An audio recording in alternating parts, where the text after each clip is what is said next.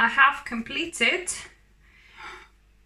frying all of my wraps, and after they come out of the towel where they've been resting, look, they're really nice and pliable. Hello mindful foodies, Inga from Health Origins here. So have you ever been in a situation where you fancy a wrap or some kind of bread, but you have nothing in the house? I'm going to show you how you can make this pliable and easy chickpea wrap without using any oil and just a few ingredients. So let's begin.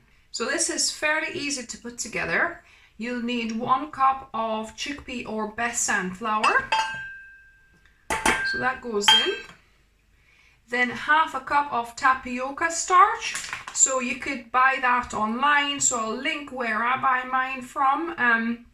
Mine is organic, but you could buy it online or in health food stores normally, tapioca flour. It's handy to have for vegan cheeses and things like that. So half a cup of tapioca and a little bit of salt, so maybe about 1/3 of a teaspoon I'm gonna grind in. So that's all of the dry ingredients, and here I've got just over a cup of water, so a cup and about 1/4. So I'm gonna just pour it in and see if we need it all. Just over a cup is kind of what you want if you want your crepes a bit thinner and more flexible, but that's what I'm going for. My tortillas or crepes, yeah, I'm gonna pour all of the water to make it quite a thin batter. So this batter now is ready to be cooked. So as always, the first tortilla or pancake doesn't come out that great. I'm gonna put it in on a plate, cover it in the towel, so hopefully it'll remain kind of pliable. And I'm gonna do a second one.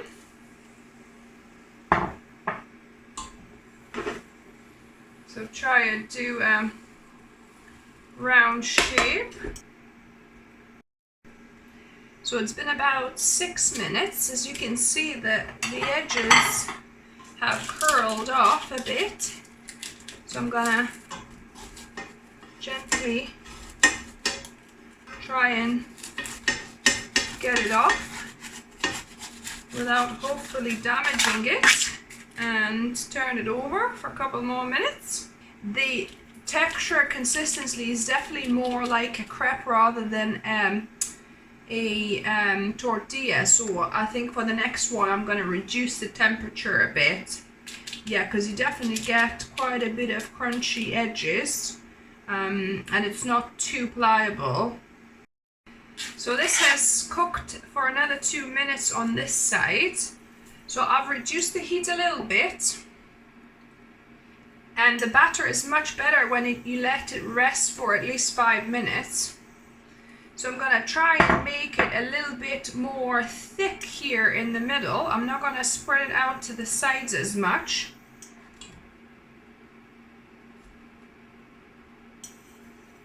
We'll spread it a little bit, but not too much.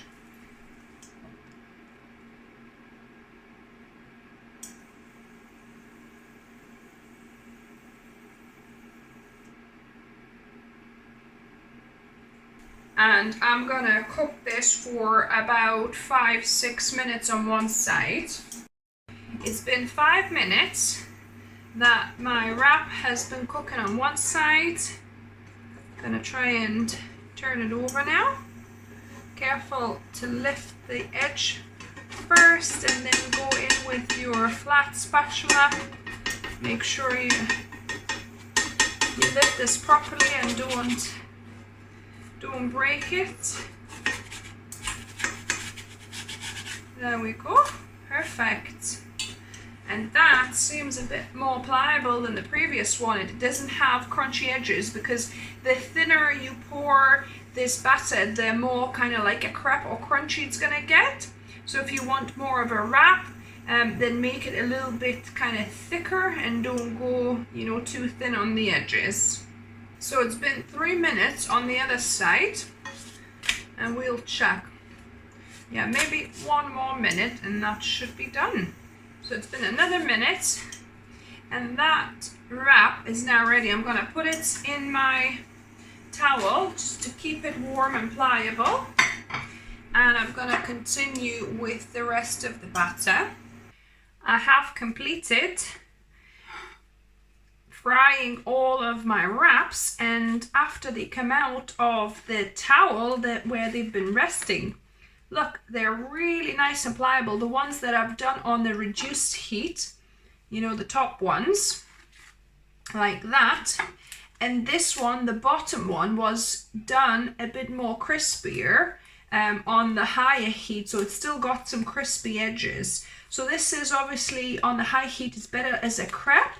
It's got like crunchy edges, whereas on the lower heat, they're proper nice wraps to make, you know, whatever you want to wrap in them. Look how flexible they are. That's amazing.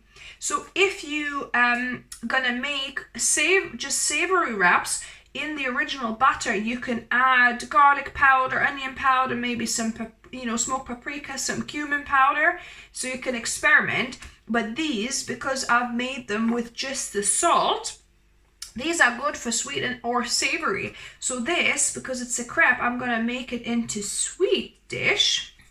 So here I've got some whole earth chocolate and hazelnut smooth peanut butter. So it's like a chocolate peanut butter pretty much. A healthier version or vegan version of kind of Nutella, if you like. So I'm gonna put a tablespoon of that, spread on my crepe thing, and we're gonna make it chocolate and banana. So here I've kind of pre-baked one banana. I kind of caramelized it a little bit. So I'm just gonna get it off. As you can see, it's lovely and caramelized. And I'm gonna give it a wrap. So this is a little bit, like I say, crunchy. Doesn't wrap as well, but it'll have like some nice crunch to it. And to keep these pliable, you can just pop them in a Ziploc bag. Make sure, you know, the air doesn't get into it.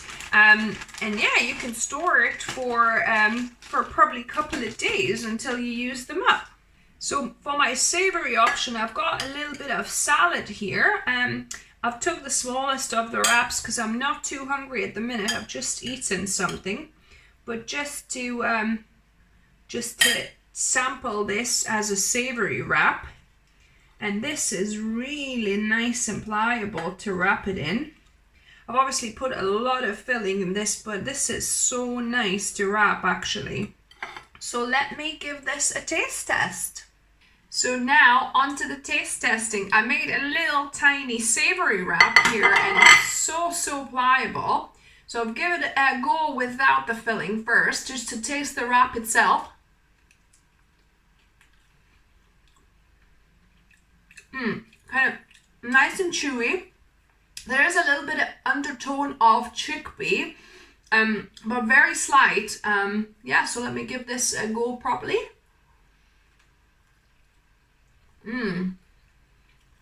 Such a good pliable wrap. I don't even get this in some store-bought whole grain wraps that I buy in the store. Sometimes they quite like can be, you know, kind of a little bit more brittle.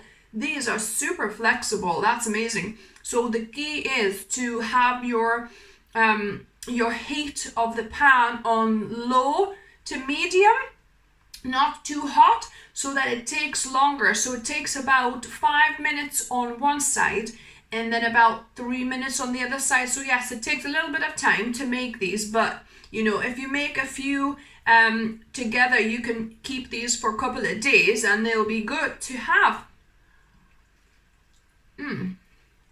So yeah, definitely great for savory. And now let me try the crepe for sweets. So this is where I've poured the batter a bit thinner to the edges, so it's kind of got crunchy edges, but also I've had it on higher temperature, so higher heat.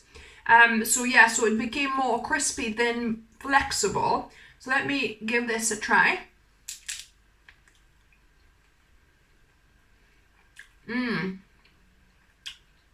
Banana and chocolate combination just goes so well, and it's quite neutral in taste. Once it goes quite crispy, the crepe is very neutral tasting. It's even less chickpea. You hardly even can taste the chickpea in it anymore. So yeah, so crepes are great for sweet, or I prefer crunchy for your savory, kind of like taco type crepes. Then that works for this really well too. So yeah, so this is very versatile. If you make the batter just with salt, then yeah, you could use them both for sweet or savory. But if you go on just for savory, like I say, you could mix in some onion powder, garlic powder, smoked paprika, cumin, whatever kind of spices you would like to make it even, more tasty, more savory. So I hope you liked the video. The original idea I got from Ella Vegan recipe, and another YouTuber has actually tried the recipe, so that's what I've tried, and it really, really works.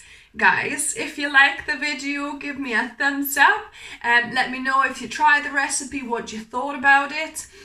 Because literally this could be quicker making it yourself than going to the store to buy some. So yeah, if you're new here, welcome to the channel and subscribe for more videos on Wednesdays and Sundays. And as always, remember, food is fuel, so be mindful of what you put in the body. Until next time.